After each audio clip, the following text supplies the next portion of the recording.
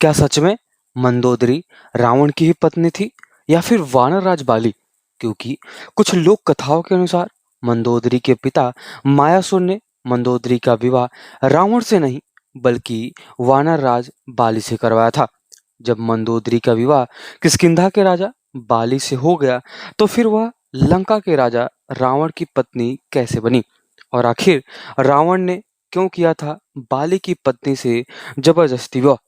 तो चलिए फिर आज के इस वीडियो की शुरुआत करते हैं और आज हम जानते हैं रावण के उस पाप के बारे में जो आप सभी को शायद ही पता होगा। बस वीडियो में अंत तक जरूर बने रहना और अगर आपको ये वीडियो पसंद आती है तो वीडियो को लाइक करना और सब्सक्राइब तो अवश्य कर देना और जाते जाते अपने दोस्तों को जरूर शेयर करें। जैसा कि आप सभी को पता ही होगा कि बाली किष्किंधा का राजा था और उसकी वरदानी शक्ति दिन दूनी और रात चौगुनी बढ़ रही थी। उसका प्रमुख कारण ये था कि वह सुबह शाम ऋषियों की तरह संध्या वंदन करके और सुबह नमस्कार किए बिना अपना दिन या रात की शुरुआत नहीं करता था। जब किसी शत्रु का वध करता था तो उसके बाद उसके पाप निवारण के लिए तपस्या अवश्य करता था। एक बार की बात है, महाराजा बाली तपस्या कर रहे थे और उधर ब्रह्मा और शिव के वरदान पाने के बाद रावण तीनों लोकों में युद्ध, छल, बल और किसी न किसी तरह से सबको हराता हुआ धीरे धीरे पूरे पाताल और आकाश को जीत चुका था। अब वह पृथ्वी के समस्त राजाओं से बारी बारी युद्ध करके अपने अधीन कर रहा था। अब इसी उद्देश्य से वह किष्किंधा आया और बाली से युद्ध की मांग की, परंतु बाली उस समय तपस्या में बैठे हुए थे। अब रावण बार बार उनकी ध्यान को भंग करने की कोशिश कर रहा था, जिससे क्रोधित होकर बाली ने रावण को पकड़कर अपने बगल में दबाकर लगभग 6 महीनों तक तपस्या करते रहा। और तब रावण कुछ भी नहीं कर पाया और चुपचाप दबा रहा। और 6 महीने अपना तपस्या खत्म करने के बाद उसने रावण से कहा कि अब बताओ, तुम युद्ध की मांग कर रहे थे तो चलो फिर मैदान में उतरते हैं और आज हम युद्ध करते हैं। लेकिन रावण ने मन ही मन दुश्मनी की गांठ मान ली और मौके की तलाश में रहने लगा। अब अगले वर्ष भी बाली पहले की भांति अपने प्रिय भ्राता सुग्रीव को कार्यवाह राजा बनाकर तपस्या करने लगा। सुग्रीव भी ज्यादातर समय अपने भाई के आसपास ही गुजारते थे और अपने गुप्तचरों से सूचना पाकर रावण किष्किंधा में ऋषि के वेश में आता रहता था। और बाली की आज्ञा थी कि उसके राज्य में किसी भी ऋषि की आज्ञा को ईश्वर की आज्ञा मानकर उनकी सेवा की जाए। अब जैसे ही पता चला कि किष्किंधा में कई ऋषि मुनि आ रहे हैं तो महारानी मंदोदरी और अपनी देवरानी तारा के साथ आकर ऋषियों को भोजन सेवा करने के लिए खुद आ गई। अब मौका पाकर रावण ने दोनों को पकड़ लिया और अपने विमान में डालकर उन सभी दोनों का हरण कर लिया और लंका की तरफ चल देता है। मंदोदरी और तारा दोनों ही उस समय गर्भवती थी और संतान को जन्म देने वाली थी। मंदोदरी बहुत ही बुद्धिमान स्त्री थी और उसने सबसे पहले देवरानी तारा को बचाने के लिए एक विचार बनाया और राजा रावण से बोली कि हे राजा, आपकी बड़ी ही प्रशंसा सुनी थी कि आप बड़े ही बलवान हैं, बड़े ही वरदानी हैं। तो जब हमारे पति घर पर उपस्थित होते तो आप युद्ध से जीत कर मुझे ले जा सकते थे। और तब रावण ने बोला कि मैंने आपकी सुंदरता सभी के मुंह से सुनी थी और आज देखने की इच्छा हुई, और जब आज आपको देखा तो रोक नहीं पाया। अब बाली को वरदान है कि उसके सामने जो कोई भी जाएगा वो जीत नहीं सकता और इसलिए मुझे छल करना पड़ा।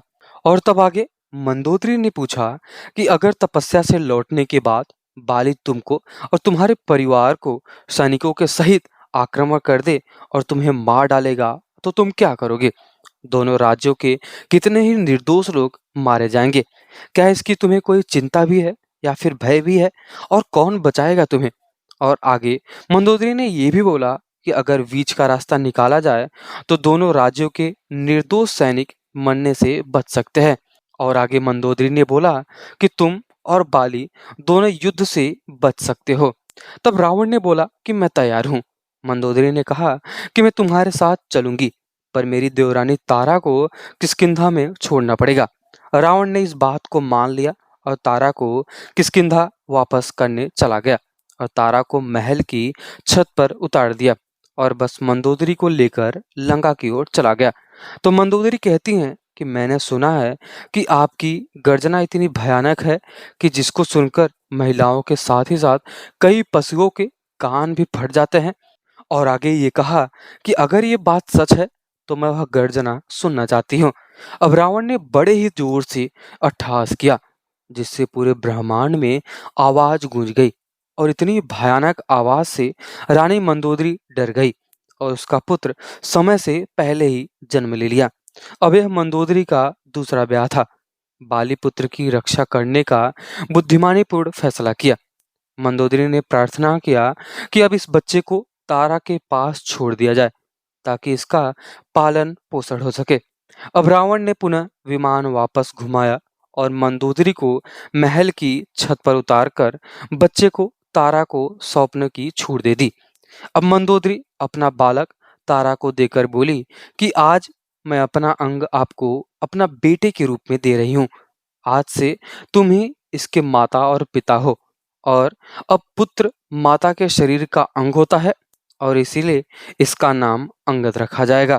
और मंदोदरी ने यह भी बोला कि अब मुझे अपने राज्य को और तुमको और सभी को बचाने के लिए और यहाँ तक कि अपने पुत्र को बचाने के लिए रावण के साथ जाना ही होगा। वह रावण के साथ लंका चली गई।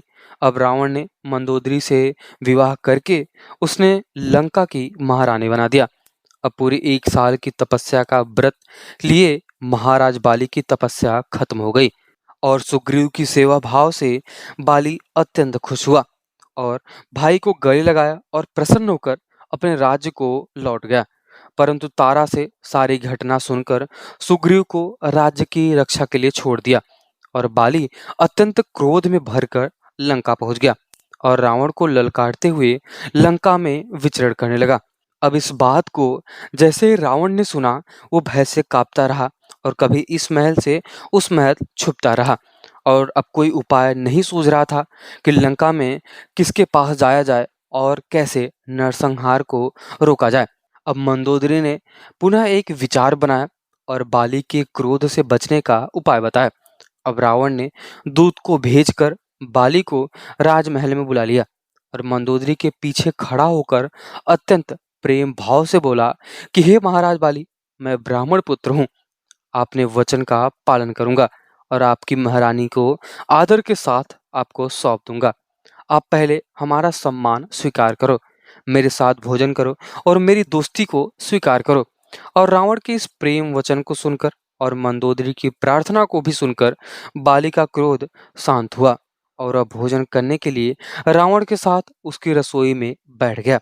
लेकिन बाली को कुछ भी ठीक नहीं लगा और वो अत्यंत क्रोध से गर्जना करने लगा जिसे सुनकर लंका में मंदोदरी सहित 72,000 राक्षसियों के गर्भ एक साथ गिर गए और पूरी लंका में चारों तरफ हाहाकार मच गया। अब रावण अपनी मृत्यु समझकर पुनः मंदोदरी के पीछे छिप गया और पुनः मंदोदरी हाथ जोड़कर बाली से बोलती हैं कि हे महात्मा, हे वैष्णव बलवानों से महाराज बाली, आपके सामने यह रावण एक तुच्छ प्राणी है, ऋषि विश्वामित्र का पुत्र है। आप तो ऋषियों के रक्षक है। और अब मंदोदरी के इन्हीं सब बातों को सुनकर बाली का क्रोध कम हो गया, परंतु उसने कहा कि रावण ने अपनी गर्जना से हमारे पुत्र अंगद को समय से पूर्व जन्म देकर उसको शारीरिक रूप से कमजोर कर दिया है। लेकिन बाली ने मंदोदरी के कई प्रयास के बाद मंदोदरी की सलाह पर एक बार पुनः रावण को माफ कर दिया और उसे जीवन दान दे दिया और बदले में रावण को कुछ भी हो जाए कभी भी किष्किंधा की तरफ देखने भी नहीं आएगा। तो आप सभी को आज का ये वीडियो कैसा लगा? क्योंकि इसका ना ही कोई लिखित वर्णन मिलता है, लेकिन ये कई लोक कथाओं में बहुत ही प्रसिद्ध है। तो अगर आप सभी को आज का ये वीडियो पसंद आया हो तो वीडियो को लाइक जरूर करें और चैनल को सब्सक्राइब तो अवश्य करें।